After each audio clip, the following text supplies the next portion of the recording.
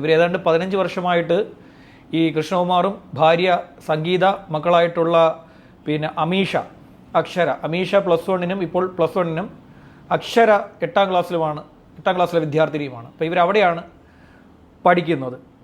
അപ്പോൾ അതൊരു 15 വർഷമായിട്ട് ഇവരവിടെ ഉണ്ട്. ഈ സംഗീത അവിടെ കോവിൽപ്പാളയത്തെ ഒരു സ്കൂളിൽ പിന്നെ വർക്ക് ചെയ്യുകയാണ്. അവിടുത്തെ സ്കൂളിലാണ് ജോലി ചെയ്യുന്നത്, കോയമ്പത്തൂരിലാണ് വർക്ക് ചെയ്യുന്നത്. അതുകൊണ്ടാണ് അവരവിടെ വീട് എടുത്തിരിക്കുന്നത്. ഈ കൃഷ്ണകുമാറാണെങ്കിൽ വിദേശത്തായിരുന്ന കൃഷ്ണകുമാർ ഇടയ്ക്കിടയ്ക്ക് നാട്ടിൽ വരികയും ഈ കോയമ്പത്തൂരിലെ വീട്ടിൽ പോവുകയും അതുപോലെ തന്നെ പാലക്കാട് വണ്ടാഴിയിലെ വീട്ടിൽ പോവുകയും, വണ്ടാഴിയിലാണ് ഇദ്ദേഹത്തിന്റെ കുടുംബ വീട്. ഈ രണ്ടിടത്തുമായി മാറി മാറിയാണ് താമസിക്കാറുള്ളത്. ഇപ്പോൾ 2020 കോവിഡ് വന്ന ശേഷം ഇയാൾ പിന്നെ തിരിച്ചു പോയിട്ടില്ല.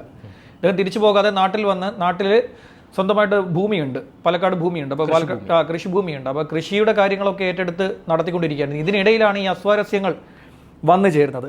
അവിടുത്തെ ഒരു തമിഴ് പിന്നെ ഈ സംഗീതയുടെ ഒരു സുഹൃത്ത്, അദ്ദേഹം തമിഴാണ്. അപ്പം അദ്ദേഹവുമായിട്ടൊരു ബന്ധം കുറച്ചു കാലമായി സംഗീതയ്ക്ക് ഉണ്ടെന്നാണ് കൃഷ്ണകുമാർ വിശ്വസിക്കുന്നത്.